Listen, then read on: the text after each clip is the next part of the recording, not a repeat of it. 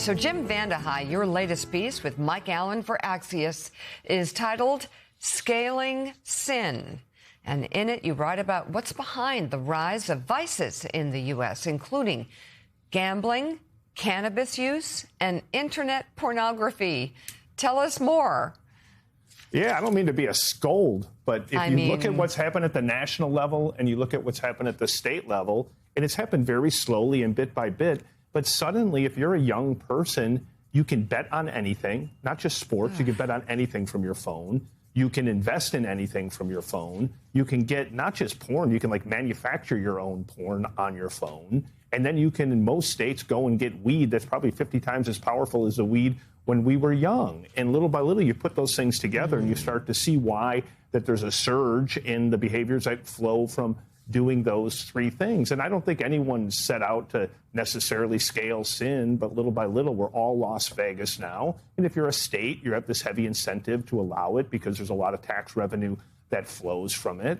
And it's been kind of bipartisan. It's not just a Republican or a Democratic state that's doing it. It's both sides. And you take something like, especially pornography, and you take these new technologies where, you see this massive explosion of people utilizing these technologies to create, seemingly real pornography scenes using real people, but augmenting it with technology. And so you've got all these new things that younger people in particular are having to deal with on top of all the stress of just being young. And I don't know that society's even thought that deeply about it because there's so much other stuff going on, like the stuff we talk about on the show.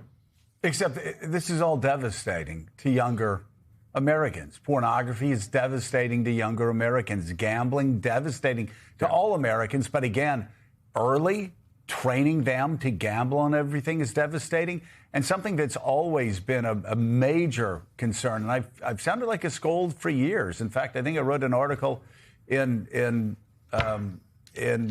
Politico when you were there about marijuana and this idea that for young people it's harmless. And if you try to talk about the dangers of massive marijuana use when your brain is developing, when you're a teenager, when you're in your 20s, people are like, oh, Reefer Madness, man. Yeah, I saw that movie. You look at science now. The New York Times is saying it's anything. The New York Times is saying that cannabis is anything but harmless for young minds. It causes incredible problems, especially for teenagers, especially for people in the early to mid-20s. And yet, what message are they getting? It's fine. It's legal. Yeah. So I guess it's okay for me to do. And it kind of happened overnight, right? Things that were completely illegal and something that would have been like you would never be able to talk about it in public is now commonplace. And I'm not saying you have to regulate this stuff out of business. I am saying that it's interesting that we've done this and we've not done any education to younger people about the consequences of gambling, the consequences of pornography, the consequences of smoking weed that is exponentially stronger, I think, than most people realize. And any common sense person would be like, obviously, that's going to have some effect on people. Just like now we're suddenly realizing that, hey, if you drink a lot of booze, it might not necessarily always be great for you. Like we weren't even told that when we were young. So these new things happen, but they're kind of happening all at once. And it's happening to a generation that is so phone fluent. They're used to just sitting at home looking at other people. And now they can not just look at other people, they can access all of this from their couch without ever leaving home. And so at the very least, you think you would want your young people being taught how to use these technologies sensibly, understand the downside risk of the things that we were taught at young age. But you probably shouldn't do this. Here's why you shouldn't do it. I think a lot of people don't hear that, and you're starting to see it in the numbers. Yeah, and Jim, this is devastating for all younger Americans, but especially men. You look at porn, you look at gambling, you look at weed. I mean, it's young men who are disproportionately impacted by this, and it's causing a real crisis. Yeah, I don't want to be one of those, hey, you damn kids, like, stop doing that. But one of the things you should watch is anyone should spend a little time looking at what they call it's kind of okay if you do tell, like, 18-year-olds and 19-year-olds, yeah, you know what? You should probably lay off the gambling. You should probably lay off the cannabis. You should probably lay off the porn.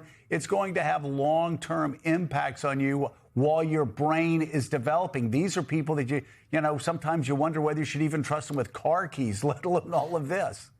There's a great documentary, I think it's on Netflix, about the manosphere that people should watch, or you should go follow some of these young men that young men follow who just glorify treating women like crap, doing drugs, gambling on everything, trying to maximize your look by doing things that have not been medically cleared. Like, that's the stuff that gets fed into kids' brains. And again, just being aware of it and teaching kids that, like, you need some proper, like, digital hygiene to be able to navigate what is a really wild world. And I just don't think anyone's getting that almost anywhere now.